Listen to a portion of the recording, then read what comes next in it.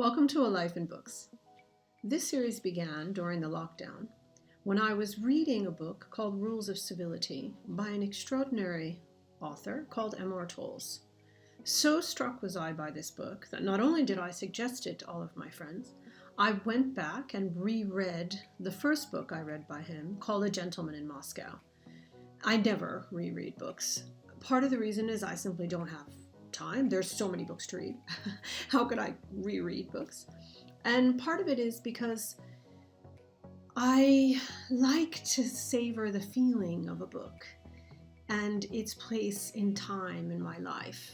So unless I have to reread something for an academic purpose, I typically read a book once and then I let it sit there in my imagination.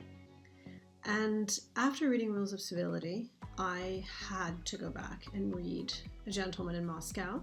And subsequently, my post about Moscow was in part a reflection of that moment of nostalgia, because while the book stands alone being fantastic, for me, it had a special meaning because of my living in Moscow and having been to the Metropole Hotel where it is. Just after writing the first post, the prologue for A Life in Books, I stumbled across this amazing reading of James and the Giant Peach by Taika Waititi and various celebrities and musicians, and it is so beautiful that I then dreamt about maybe adding some videos to my A Life in Books. So here we go. I'm going to share with you 3 passages from A Gentleman in Moscow, and these passages highlight why I value the book as literature, entertainment, as philosophy, and also as a reminder to have a sense of humor and embrace life with joy and gratitude. The first excerpt is from page 28. I will read to you directly from my Kindle. Having acknowledged that a man must master his circumstances or otherwise be mastered by them, the Count thought it worth considering how one was most likely to achieve this aim when one had been sentenced to a life of confinement. For Edmond Dantes in the Chateau d'If, it was thoughts of revenge that kept him clear-minded. Unjustly imprisoned, he sustained himself by plotting the systematic undoing of his personal agents of villainy. For Cervantes, enslaved by pirates in Algiers, it was the promise of pages as yet unwritten that spurred him on. While for Napoleon on Elba, strolling among chickens, fending off flies, and sidestepping puddles of mud, it was visions of a triumphal return to Paris that galvanized his will to persevere. But the Count hadn't the temperament for revenge. He hadn't the imagination for epics, and he certainly hadn't the fanciful ego to dream of empires restored. No, his model for mastering his circumstances would be a different sort of captive altogether, an Anglican washed ashore. Like Robinson Crusoe stranded on the Isle of Despair, the Count would maintain his resolve by committing to the business of practicalities. Having dispensed with dreams of quick discovery, the world's Crusoes seek shelter and a source of fresh water. They teach themselves to make fire from flint. They study their island's topography, its climate, its flora and fauna, all the while keeping their eyes trained for sails on the horizon and footprints in the sand.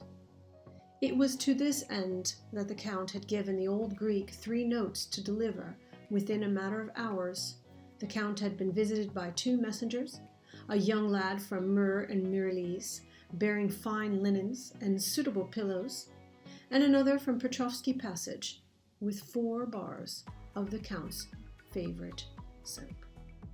And the 3rd correspondent? She must have arrived while the Count was at dinner, for waiting on his bed was a light blue box with a single millefeuille. It sets up the whole book. I mean, you can hear in my voice the tremor because he gives us this idea that he's not a victim of his circumstances. He's this former aristocrat, literally called a former person at that time in Russia in the 1920s. And he's been stripped of his freedom. He has to stay in the Metropole Hotel for the rest of his life. He's told if he leaves the Metropole, they will shoot him on sight. So he says, what can I do? And he finds a way to make his life into an adventure.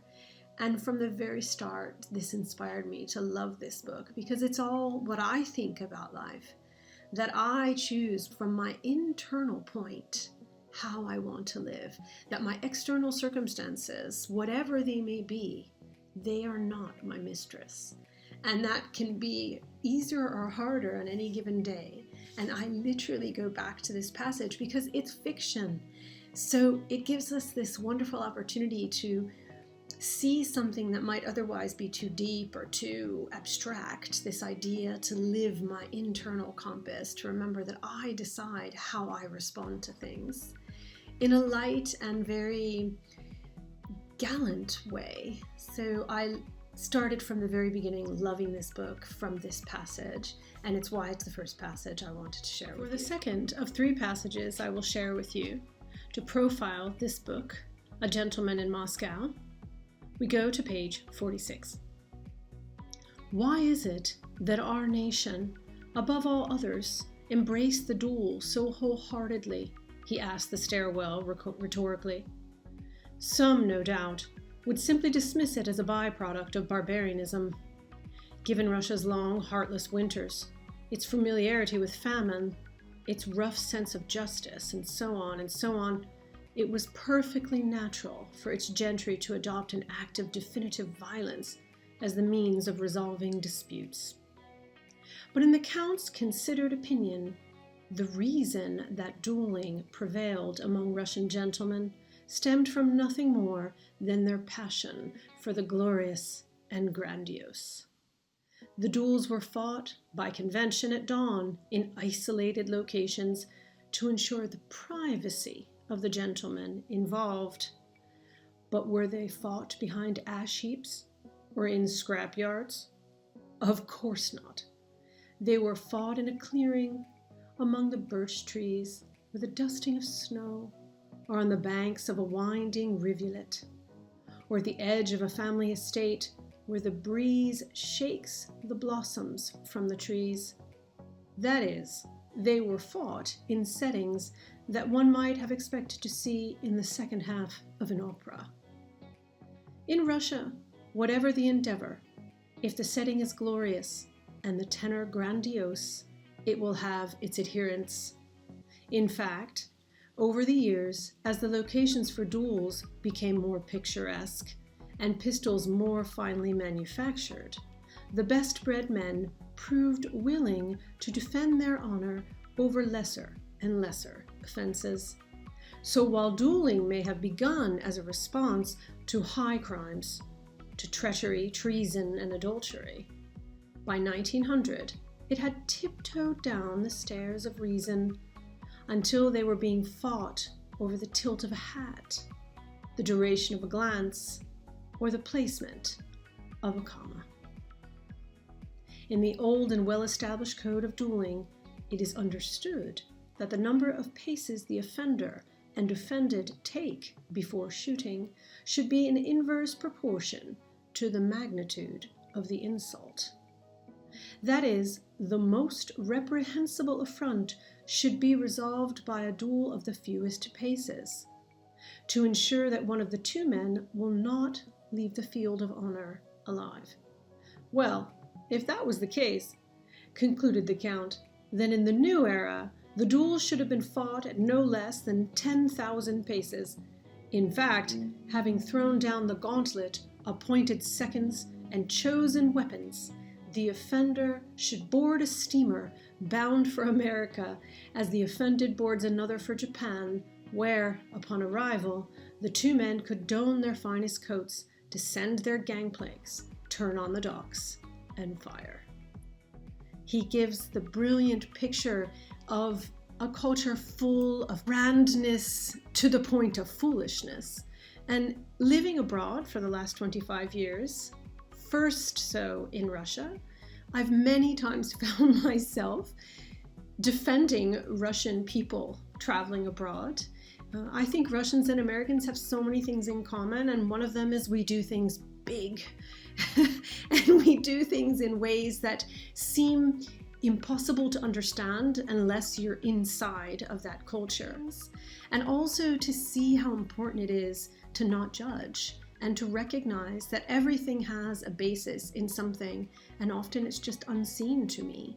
So if I allow myself to be open and observe and witness, I can not only learn something new, I may find something of value, of humor, or of honor in what I see that might otherwise seem strange and odd to me.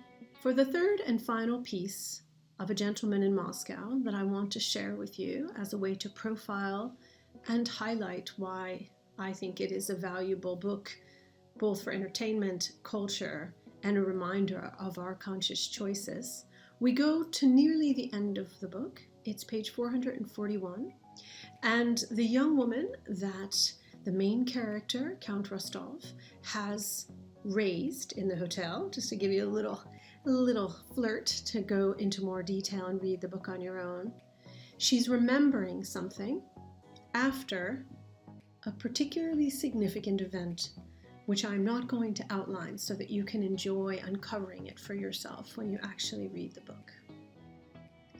On the night before she left Moscow, when Sophia had expressed her distress at what her father wanted her to do, he had attempted to console her with a notion.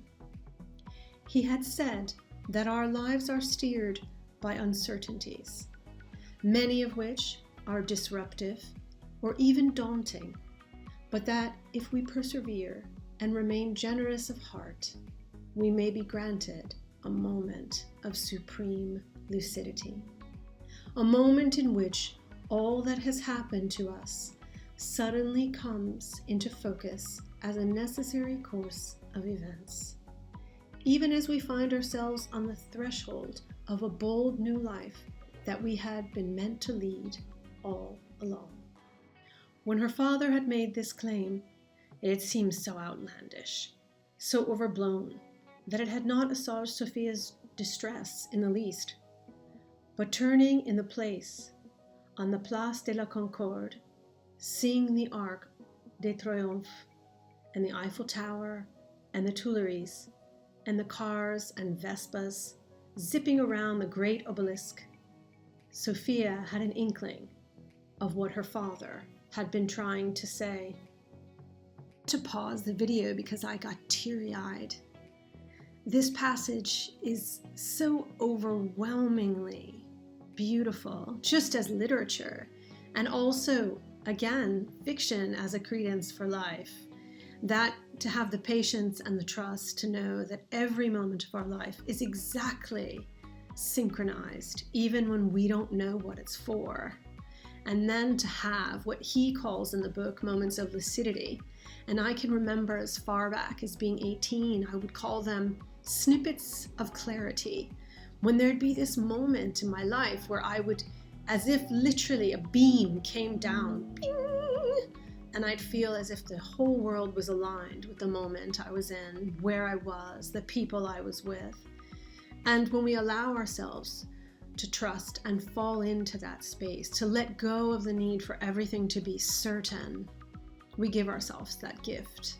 And there is Sophia in Paris, a place she never expected to be, and she feels the idea that her whole life led to that moment, even though she never even dreamed or imagined or wished for it.